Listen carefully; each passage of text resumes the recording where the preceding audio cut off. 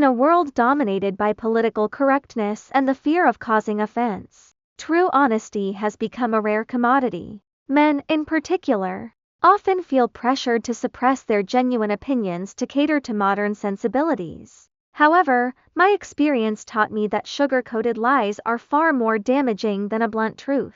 I recently went through a traumatic physical transformation, gaining over 70 pounds in just 6 months due to psychiatric medication. At 5'7", I went from a healthy 145 pounds to 216. I was devastated. My body was covered in stretch marks, and the physical toll was immense. I suffered from vertigo, asthma, and pre-diabetic symptoms. Worse, I felt invisible.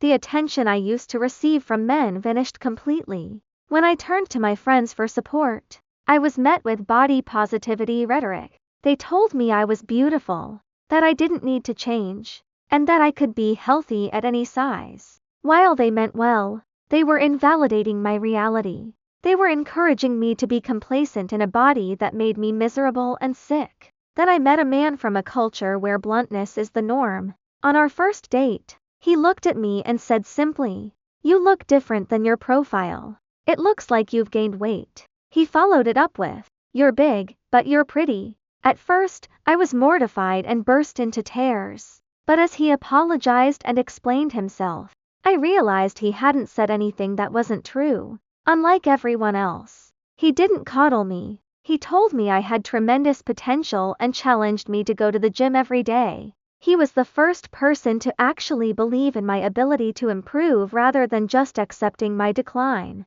Spurred by his honesty, I changed my habits. In just 2 weeks, I lost 7 pounds by cutting carbohydrates and increasing my activity. When I told my friends, they called him a jerk for his comments, yet celebrated my weight loss, refusing to see that his insult was the very thing that saved me.